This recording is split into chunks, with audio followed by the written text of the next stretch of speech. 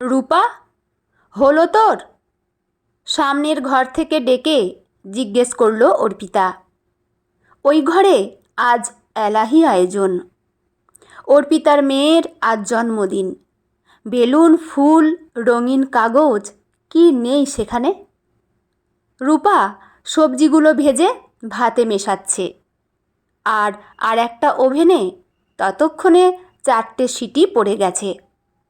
অর্পিতা অবশ্য বলে গেছে 5টা হলেই বন্ধ করে দিতে। তাই ভাতে সবজি মেশাতে মেশাতেই কান পেতে রইল। মাত্র 22 দিনই হয়েছে রূপা এই বাড়িতে এসেছে। আর 2 মাস হয়েছে বিয়ে হয়েছে। বিয়ে আর কি, পালিয়ে একটা মন্দিরে গিয়ে শাখা সিঁদুরটা পরিয়ে দিয়েছে রাজু, সেটাই বিয়ে। রাজু রাজমিস্ত্রি, জেনেই পালিয়েছিল রূপা। খুব ভালো না হলেও রোজ 2 মুঠো ডাল ভাত ঠিক জুটে যায়।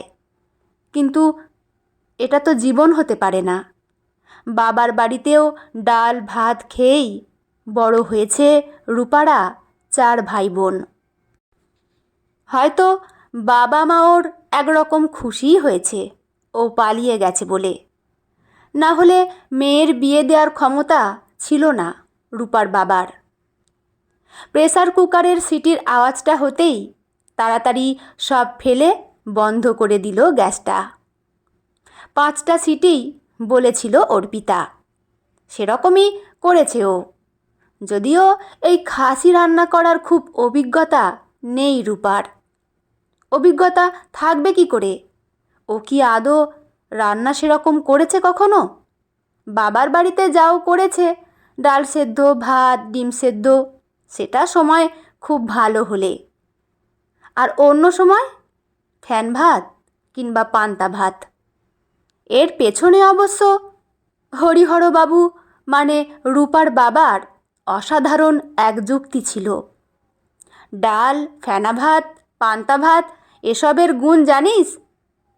সেই গুণযুক্ত খাবার খেতে গিয়ে আর রান্নাটা শেখা হয়নি রূপার।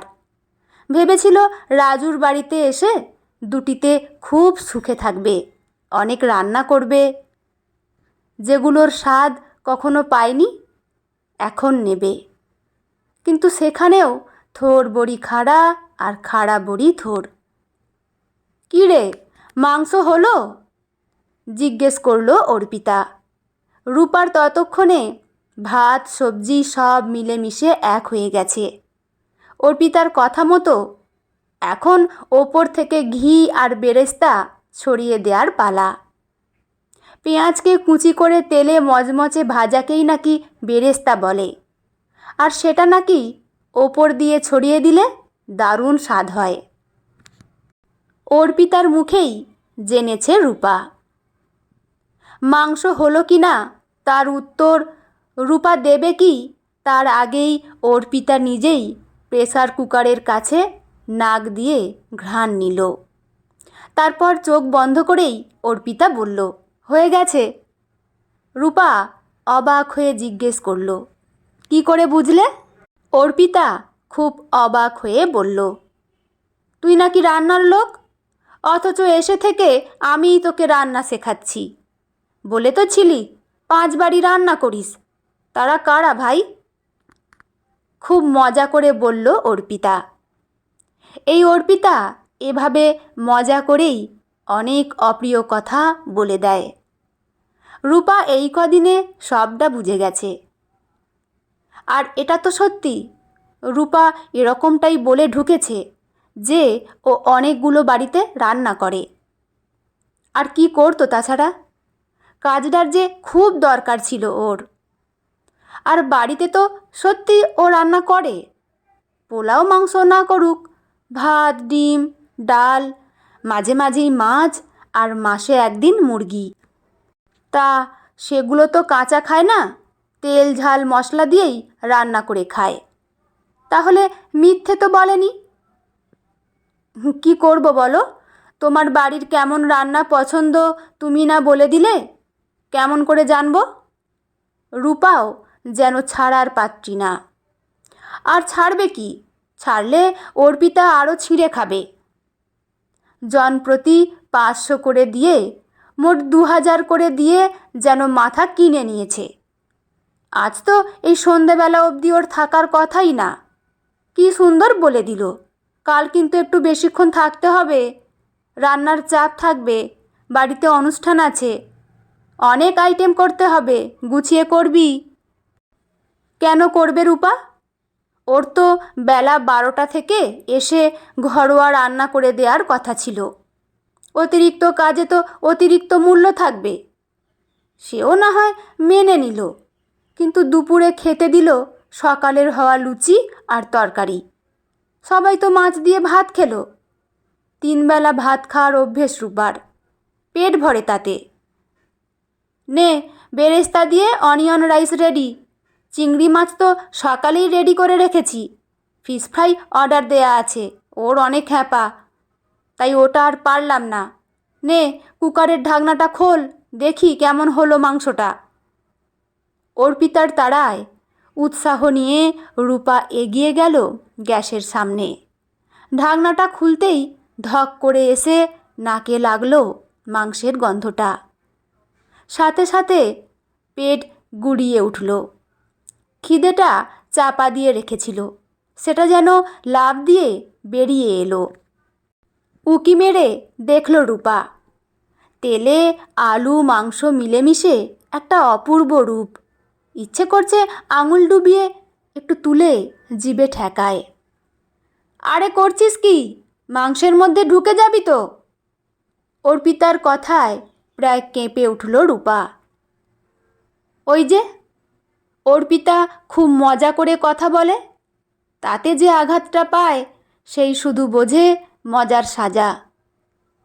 কি দারুণ গন্ধ বেরিয়েছে গো বৌদি, রূপা নিজেকে লোকাতে না পেরে বলল। অর্পিতা প্রায় ছুটে এসে একটা মস্ত গামলা বের করে তাতে ঢালতে লাগলো মাংসটা। নিজের শরীর দিয়ে এমনভাবে আড়াল করলো যাতে রূপা দেখতে না পায়। রূপা একটু উকিঝুঁকি মারছে দেখার জন্য যে পুরো মাংসটা কড়াইতে ঢালার পর দেখতে কেমন লাগছে। চোখের শান্তি। বড় বড় করে শ্বাস নিচ্ছে রূপা। রান্নাঘরের এ দেয়াল থেকে অন্য দেয়ালে ঘুরে বেড়াচ্ছে গন্ধটা। মুরগি ও তো বানায়, ভালো গন্ধ বেরোয়। রান্না করতে করতে 2-1 টুকরো ও খেয়েই নেয়। আসলে গন্ধটাতেই যেন কেমন একটা টান আছে, কিন্তু এই গন্ধটা যেন আরও টানছে রূপাকে। খাসি খাওয়া বলতে একবার মামার মেয়ের জন্মদিনে মামি করেছিল। গরম ভাত, 2টো আলু আর 2 পিস ছোট ছোট মাংস।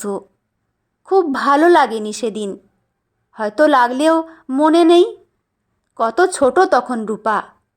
আর যাই হোক, মামির বানানো সেই ঝোলে আজকের গন্ধটা ছিল না, সেটাই স্বাভাবিক। আজকের ঝোলে কি নেই? টক দই, গরম মশলা, ঘি, আরও কি কি মশলা দিচ্ছিল অর্পিতা, নামও জানে না রূপা অত। অর্পিতা এসে এসে দিয়ে যাচ্ছিল আর খুন্তি নাড়িয়েই যাচ্ছিল রূপা। শিখে নিয়েছে, মাসের শেষে অর্পিতা টাকা দিলেই 500 মতো আনবে। একদম ঢেলে খাবে দুজনে। আচ্ছা, আজ কি বৌদি যাওয়ার সময় খাবার গুছিয়ে দেবে? তাতে কি থাকবে? অনিয়ন ফ্রাইড রাইস, মাটন, চিংড়ি, ফিশ ফ্রাই।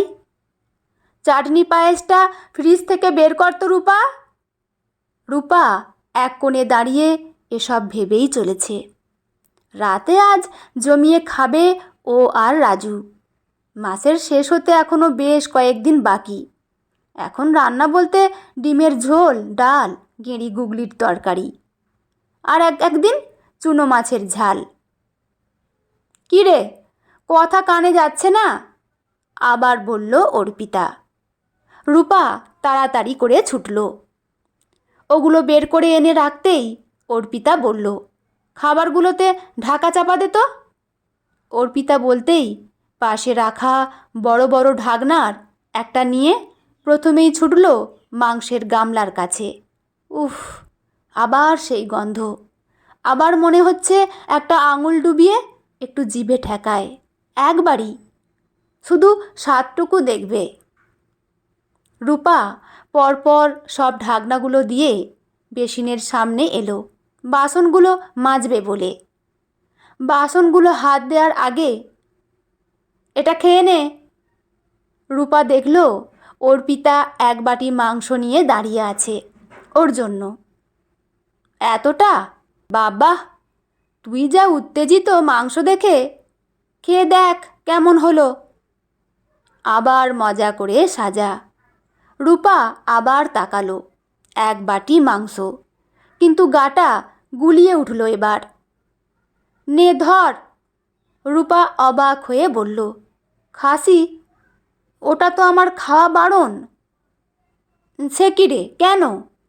অর্পিতা বলতেই রূপা বলল, ছোট থেকে একটা কি রোগ হয়েছিল, ডাক্তার না করে দিয়েছিল।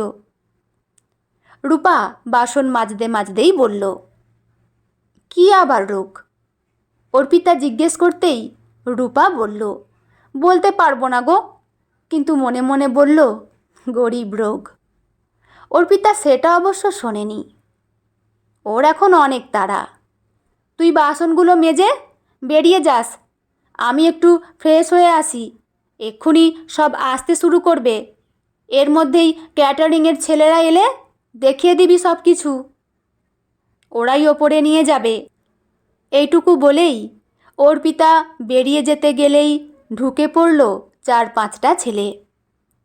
ওদের সবাইকে বোঝাতে শুরু করলো অর্পিতা। ওরাও টেনে টেনে নিয়ে গেল বড় বড় গামলাগুলো। শুরুতেই নাকি কফি, চিকেন পকোড়া আছে, তারপর কোল্ড ড্রিঙ্ক। সব খাবারগুলো ওপরে চলে গেল। অর্পিতাও নেই। কেমন একটা চাপা কষ্ট হচ্ছে রূপার। চোখ ঘুরিয়ে দেখল ওই এক বাটি মাংসটা পাশেই ঢাকা দিয়ে রাখা। কেমন লজ্জা লাগছে রূপার। ছি ছি, কি লোভী আর ছোট লাগছে নিজেকে। খেতে একটু ভালোবাসে রূপা, হয়তো জীবন অনেক কিছুর স্বাদ পায়নি, তাই বোধহয় এরকম লাগে। কিন্তু এটা ঠিক না। জানে, তাও মনে হচ্ছে, বৌদি কি খাবার দেবে? দিলে কি নেওয়াটা ঠিক হবে কি? বড় লোকরা কেন এমন হয় কে জানে। খুব কান্না পাচ্ছে রূপার। ভাবনার ফাঁকে ফাঁকে সব কাজ গুছিয়ে করছে রূপা। গ্যাস মুছে, স্ল্যাব পরিষ্কার করে বাসনগুলো তুলে দিল। হঠাৎ অর্পিতা হন্তদন্ত হয়ে ঘরে ঢুকে 5টা 100 টাকার নোট ধরিয়ে দিল রূপার হাতে। রূপা দেখল অর্পিতার চুলগুলো ভেজা। এটা রাখ, এতটা করে দিলি এটাই অনেক। বাথরুমে ঢুকে গেছিলাম, হঠাৎ মনে পড়ল, বলেই বেরিয়ে গেল অর্পিতা। রূপা যে কিছু বলবে তার উপায় নেই। কী বা বলবে? ফেরত দিয়ে দেবে? কেন, এটা ওর প্রাপ্য। আর 500 টাকা মাসের শেষে অনেক। এটা পেয়েই মনটা নেচে উঠল রূপার। যাওয়ার সময় আজ একটু মাংস কিনে নিয়ে যাবে। সে না হয় মুরগিই হোক, কিন্তু সম্মান তো বাঁচবে। সম্মানের আনন্দে নাচতে নাচতে বেরিয়ে এলো রূপা। ওদিকে হই হুল্লোড়ের আওয়াজ পাচ্ছে। রূপা অন্য দিকটা দিয়ে বেরিয়ে সিঁড়ির নিচ থেকে জুতোটা বের করে এনে পড়ছে। ওপর থেকে একটা ছেলে নেমে এসে একটা প্লাস্টিক সামনে ধরতেই রূপা অবাক হলো। ছেলেটা বলল, ধরো। রূপা গোল গোল চোখে তাকিয়ে বলল, কেন? ছেলেটা একটু অবাক হয়ে জিজ্ঞেস করলো, তুমি রূপা তো? বৌদি তো তোমাকেই একটা পার্সেল দিতে বলল। রূপা আর কিছু বলতে পারল না। নিয়ে নিল প্যাকেটটা। মানুষ খারাপ ব্যবহার করলে সেই জ্বালা, সেই কষ্ট অন্যরকম। কিন্তু সেই খারাপ মানুষটাই যদি হঠাৎ বদলে যায়, ভালো হয়ে যায়, সেটাই জ্বালা। আর কত ভুল বুঝেছে রূপা, কত রাগ করেছে, অথচ গরিব বলে কোনো অসম্মান করেনি, ভরিয়ে দিয়েছে। ভাবতে ভাবতে বাইরে বেরিয়ে এলো রূপা। ঝলমল করছে দোকানগুলো। খুব সুন্দর জায়গায় বাড়ি অর্পিতাদের, খুব জমজমাট। হঠাৎ এক দোকানে ঢুকে পড়ল রূপা। সামনে রাখা লম্বা চুল, লম্বা পায়ের রোগা পুতুলটা তুলে জিজ্ঞেস করলো, কত দাম দাদা? লোকটা বলল, 520। 20?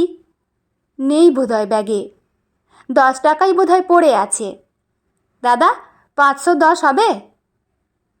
লোকটা মাথা নাড়াতেই আনন্দে নেচে উঠল রূপা। একটু সোনালি কাগজে মুড়ে দেবেন বলেই শান্ত হয়ে দাঁড়ালো। হাতের প্লাস্টিকটা এখনো গরম, নিজের অজান্তেই নাকের সামনে তুলে ধরল। উফ, কি দারুণ! মনে মনে বলতেই চোখের সামনে ফুটে উঠল এক বাটি মাংস। না, তাতে আর অপমান নেই, বরং অনেক স্বস্তি। এই নিন দিদি, পুতুলটা। এই পুতুলটাই সম্মান, স্বস্তি, জিতে যাওয়ার প্রতীক। খুব সুন্দর দিন কাটলো আজ রূপার, পুরো সমান সমান। বন্ধুরা, গল্পটি এখানেই সমাপ্ত। গল্পটি আমার তো বেশ ভালো লেগেছে। আপনাদের কেমন লাগলো অবশ্যই কিন্তু কমেন্ট করে জানাবেন। লেখা অনিন্দিতা, পাঠে আমি রিমি।